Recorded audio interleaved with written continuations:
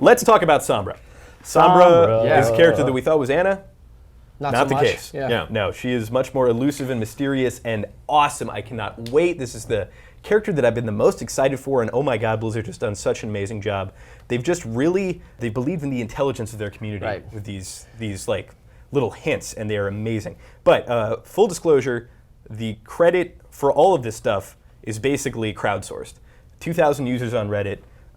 There is a group called the Game Detectives, which has done a ton of work on this stuff. And Sombra is a character that we've seen since pre-beta in some form or another. And basically what I'm going to do is break down the whole legacy, go all the way down the rabbit hole, and end with a release date for the hero, which is actually very soon. Do that. So the very first time that we ever saw Sombra, she appeared on a manila folder, the name is Sombra, in Dorado, and that was a pre-beta stream, along with Soldier 76 and Jack Morrison. At that time, it wasn't like officially announced that Jack Morrison was Soldier 76, even though pretty much everybody put it together. Right. And then Reaper can also be heard, you can still do this today. I love this. On Dorado. He spawns, he goes, "Where's Sombra when you need her?" Now the reason why that's significant is that is Soldier 76 and Reaper, which were the two figureheads of Overwatch. You know, there's a rift created between the two men, and they kind of clashed, and that clash ended in the destruction of Overwatch, which is shrouded in mystery. A lot of the world thinks that those two characters are dead. Next, players got access to the beta, a little bit farther down the timeline, and you know, there's just trash everywhere on all the maps. And when I say trash, I mean lovingly crafted, awesome things that you can shoot and make fly. And part of that was newspapers that were flying around Dorado that said, "Who is Sombra?" with this picture of this character that looked like somebody out of Silent Hill meets something out of Metal Gear Solid. A really interesting looking character. Now at about the same time on Anubis, there was another folder found with that picture of what turned out to be Anna. And that's where the confusion started. People thought maybe that was Sombra because we didn't really have a name to call that person in the mask who turned out to be Anna, which is Farrah's mom. Now we are going to the trailers. This is the part where they kind of took the clues out of the game and into the media and literature that they are releasing to their fan base, which is kind of a quintessential part of Overwatch, because that's how you're getting your story. It's kind of this there if you want it, not there if you don't kind of mentality, and that's always been really cool. And I think this is exemplified with Sombra. So the Anna origin story, to further the confusion about Anna being Sombra and maybe one or the other, there are two encoded messages when the screen flashes white. And the first one says, "She who has the information has the power." And that was decoded using a constant key of 23, which, just like Jim Carrey's life, is a very important number to remember for the next few minutes. Jim Carrey, this is his favorite character reveal of all time. So something similar happened at the end of the July 19th developer update. You watch it to the end. After the black, there's a little bit of color bars and static.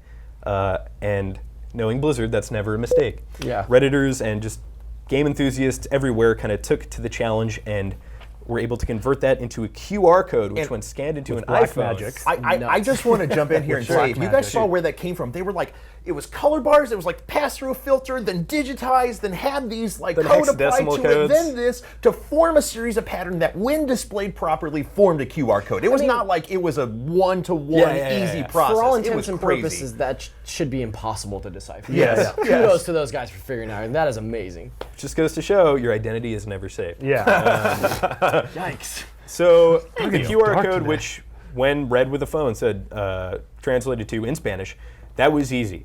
Now that I have your attention, let's make things more difficult. So that finally brings us to now. This is the Summer Games trailer, and there's a lot. There is a lot. And what's really interesting about this whole thing is it's only the PC trailer. The Xbox trailer has none of this stuff in it, which you can draw your own conclusions there. But the first thing that happens, Tracer blinks, and for a single frame of that, there's a string of code, clear as day. You have to pause it at the perfect, and that is yet to be deciphered. That is being worked on. But they have figured out, so I'm of course checking in on this thread like every day. Sure. They have figured out to this point that it forms like a common style of password unlock code if you had the right code word that you would use on Unix systems and stuff like that. So they've gotten that far. So there is progress being made. They just need to figure out what that I have no idea password where they're is. going for. Yeah, exactly. By the way, quick sidebar, people say that D4 thing, the D4 in the dice bag for Diablo 4 is crazy. Not after this. I know. Sure This Diablo is 4 way is better. happening after this. So there was that. That's still being deciphered, still being worked on. Maybe it's something that we need to have a password to. This is all way over my head. But so the game detectives discovered something else.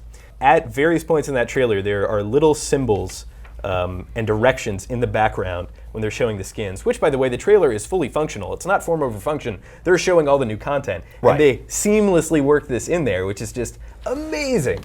But so, for instance, like in the background, you can see the word East next to Mercy, the word Southwest, in a hallway behind Bastion, an up arrow behind Torbjorn, the letter C next to Diva. It's all this, who knows? But this is where it gets incredibly interesting and immediately rewarding.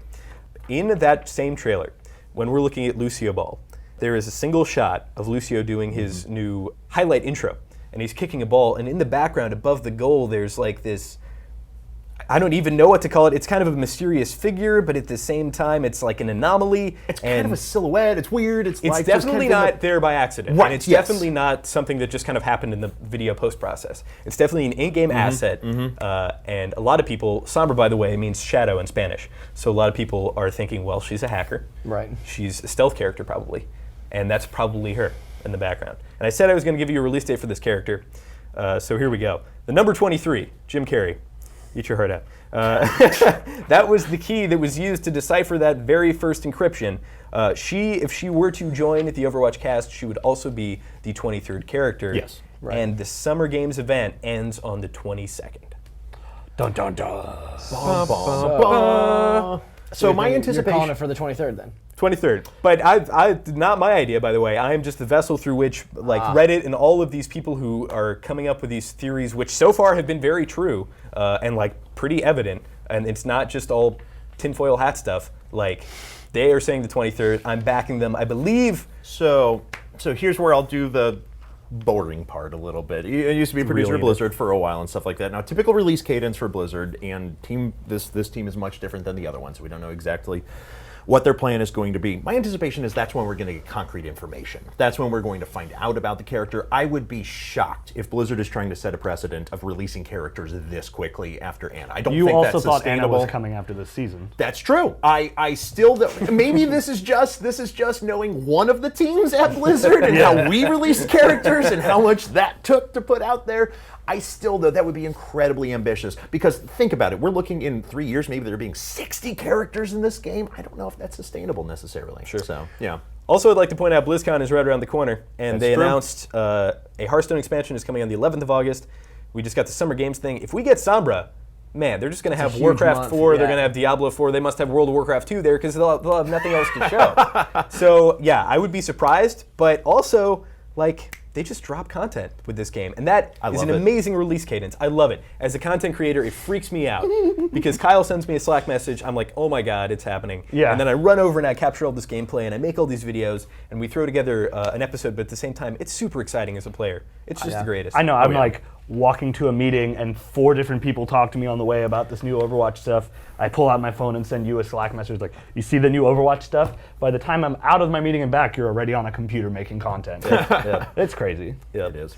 So that's about it. Man, there was a lot of content. And what's so cool about this, and the talking about our own release cadence for a little bit, I really like how we space these episodes out so that they're condensed and there's stuff to talk about. Let us know what you think. Let us know if you like these episodes that have a lot of content to them. If you want more frequent, but maybe less like depth to the episode. But anyway, for all things Overwatch, you're already in the right place at Overwatch HQ.